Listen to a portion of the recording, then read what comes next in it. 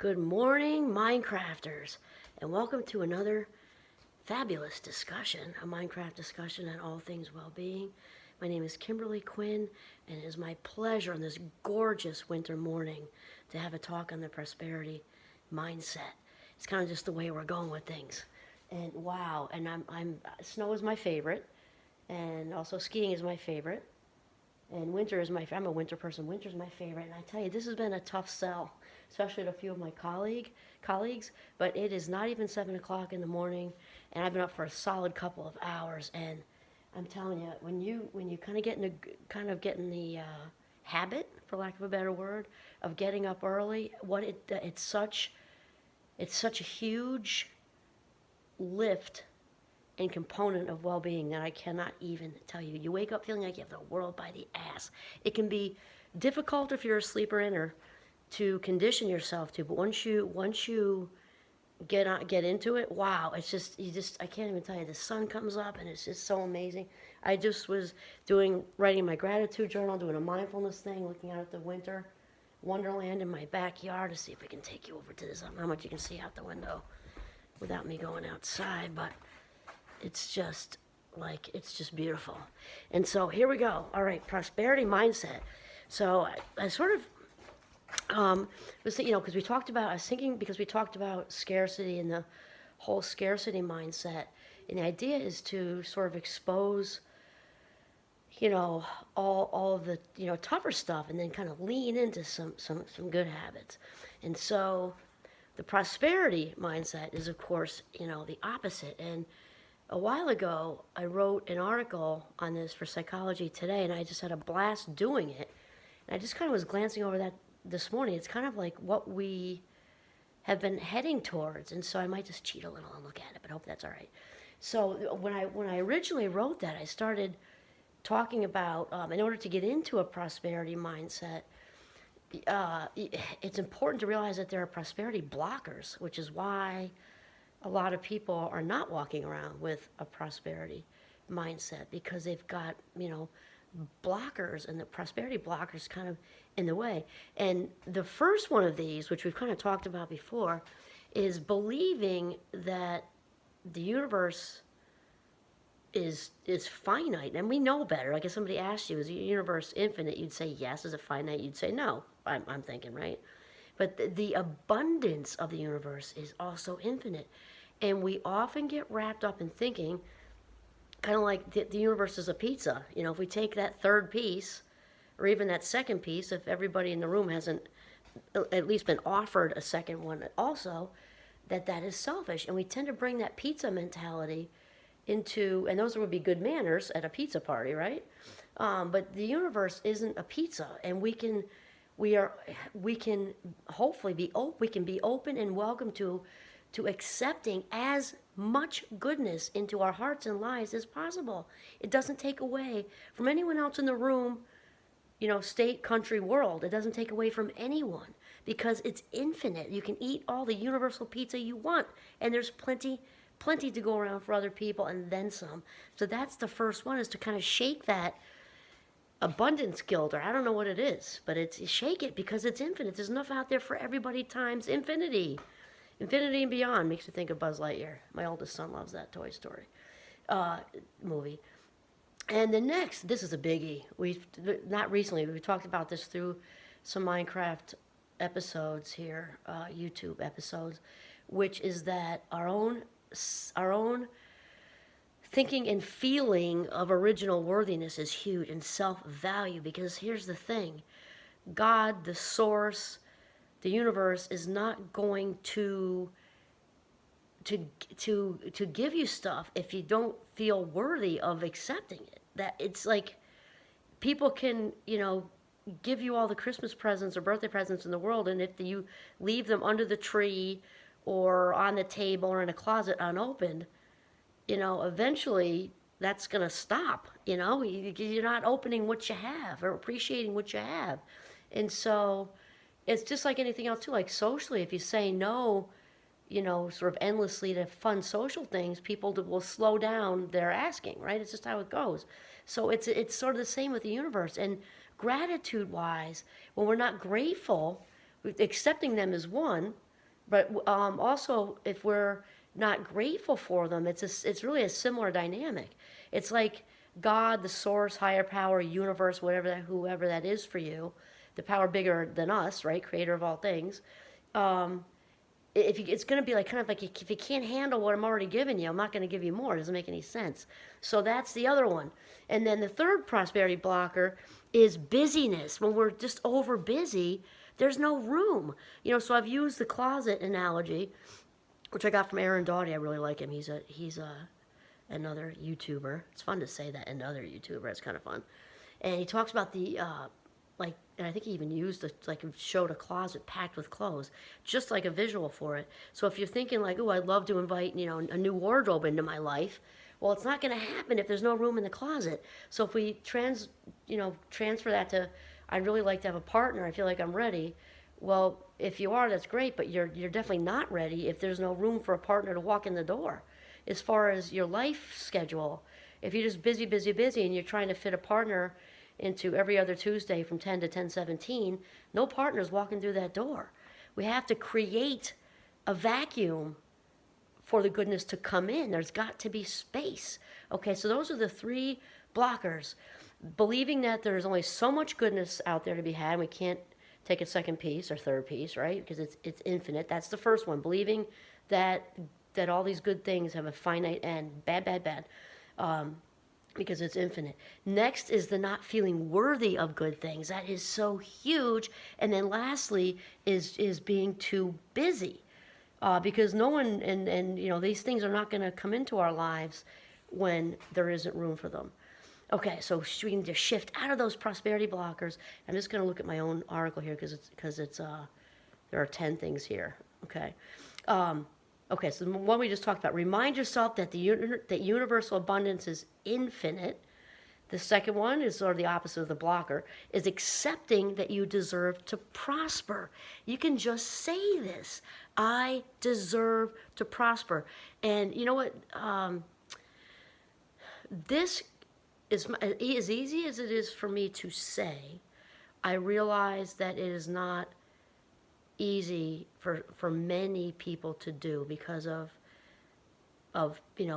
things in their past and their childhoods. And as you know the backstory, I get that it takes work to uncover that feeling of original worthiness. Sometimes, I mean, the authentic self doesn't go away. She or he or they are just waiting to be invited, and then if the authentic self is kind of embracing or holding that feeling of original worthiness. The highest version of you is in there. And it can be like an archaeological dig if you've had a lot of stuff happen to you, but she is that absolutely there. Jump off the wheel, that's the business. We in the US, and I love my country very much, and that said, I will still say that we are often like gerbils on crack, so we got to jump off the hamster wheel and we've got to create the space, like we said. Create a vacuum. Another thing we just talked about. These are the opposites of the blockers. Create a vacuum. To receive a gift, there's got to be room. And I also talked about this ocean thing before. I love the ocean. Oh, I love the ocean. I have lots of favorites, which kind of like the opposite. Like this kind of debunks or no. It doesn't fall into the definition of favorite because technically favorite means one, right? And I got like a lot, so I got to find another word probably. But I love all of it. Love the mountains, love the beach. It's really, wow, I love it all. Okay, so down by the ocean, by the beach where the water comes up, think about when little kids are down by there and they dig a hole. And they do, because this is fun when you're a little kid. You dig a hole just a little ways up from the water, and what happens? The ocean kind of fills it in from underneath. It's just so cool. So the universe is like that too. The universe will fill in whatever it is that you're sort of inviting into your life, just like the water fills that hole up in the ocean. The universe will also shift and move around you. I mean, it's just so great. Open your arms wide. I just did this morning, actually, without even thinking of that this was even in the article because I forgot. When we open our arms up wide, it gives us this visceral feeling of being open. Just thank you. I'm actually alone up here right now, and it's well, not really, because I'm with all of you, but it's just fabulous because not that I can't talk out loud with other people because they're used to me, My family and friends are all very used to me just talking when, to myself, because I'm very good company. Thank you very much. But just swing your arms open wide and say thank you. And sometimes I do this, which I think I got from Dr. Jakes, a friend of Oprah and mine, my very dear friend. She just doesn't know. Pick me. Say it to God, the source, the universe. Pick me. I'm ready. I'm like a catcher's mitt. Send all the good stuff here. Yeah, do it. Do it, do it, do it. Pick me. So open your arms up wide. Rejoice in the small. Oh, this is so cool. I was just doing this morning. Okay, rejoice in the small. So we can rejoice in the huge. Like our youngest son, we're having his rehearsal dinner later today, and it's just beautiful winter wonderland, yet not too much or it would be hard for people to travel. It's just gorgeous and yet not challenging for driving. Great. So that's feeling like a huge one to me. And then think of just like the little stuff, itty bitty bitty, like waking up and knowing that a friend made cherry squares for me yesterday. And then I woke up and remembered that I got Love Bomb. So the day is already off to a great start because I had a cherry square for breakfast. So all the little stuff. And then just rejoice in the small, that it's quiet, that it snowed last night, just a few inches. It's also good. When we rejoice in the small, it paves the way for the bigger presence from the universe. And then accept compliments. This is important because it's a deposit in the self-esteem bank. We've talked about the self-esteem bank. And because of background stuff, sometimes it's very difficult for some of us to accept compliments. And I think I've mentioned to some of you how my dear friend Dr. Dave worked me through that, really honestly for years. It was a long time ago, but I'm thinking like at St. Mike's and then maybe until like the beginning of young adulthood, he kind of do like this gently, like, you can just breathe in. There you go. Accept that you just did well on a presentation and people said nice things. Accept that, whatever nice good thing, and just really breathe it in. Because here's the thing, I'm talking about cognitively because I was with my doctorate center. I love talking about all things cognitive. I could talk about neurons all day long and not have one bored minute.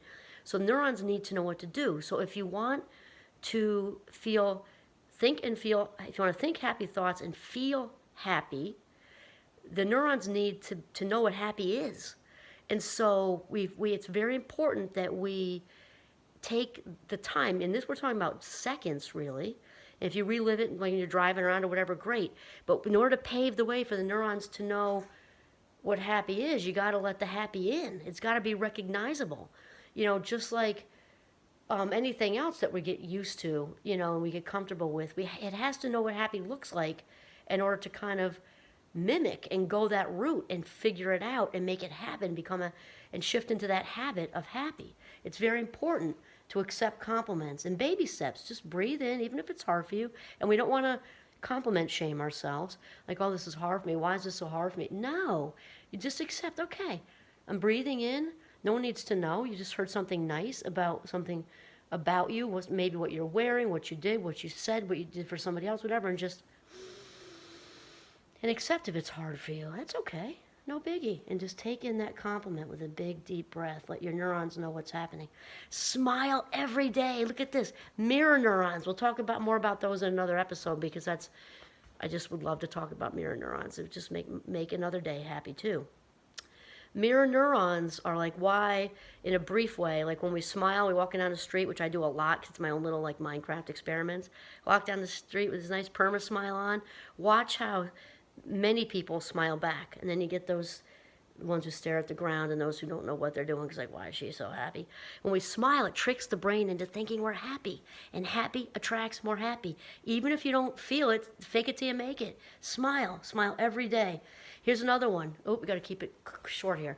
Wish others well. And you know what? I do this especially when it's hard.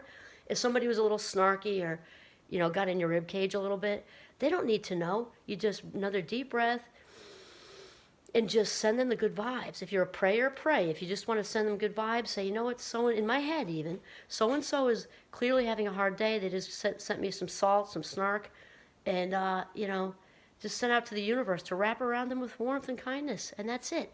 And if they're really tough, sometimes I'll say something, I really want to wish this for that person. That doesn't happen that often. That has to be like pretty huge. But just Wish them warmth and kindness, and that's it. And lastly, because we got to wrap this up, is the three things. Did this morning. So hopefully you all know that I'm not a do as I say, not as I do person. My kids know that. My students know that, because I'm doing all this stuff that I'm sharing with you. I did my three things in my gratitude journal tonight about 5 a.m. Maybe by the time I made my tea, it was like 5:05 or something. But three things, and yet the words I am grateful for are enormously important so that the neurons know what to do. I am grateful for the snow. I am grateful for, and then you can go big, my health, my wealth, meaning all the people in my life and everything like that. I am grateful for that my son has met such a wonderful person, Selena, and they're just so, I'm gonna get teary because I'm so happy about it. Whatever your eyesight, whatever. So three things every day. Oops, we're almost going to 16 here. We are gonna hit 16 minutes. It's okay. So those are the things. So those are the things. This is gonna be like a minute longer. So remember the blockers, the three blockers. And then, remind yourself that universal abundance is infinite. Accept that you deserve to prosper. Jump off the wheel. Create a vacuum. Open your arms wide. Rejoice in the small. Accept compliments. Smile every day. Wish others well. And be grateful for three things and write it down. I am grateful for each and every day. This is Kimberly Quinn signing off from the beautiful northern Vermont. And that's it. Have a grateful day and a prosperous mindset.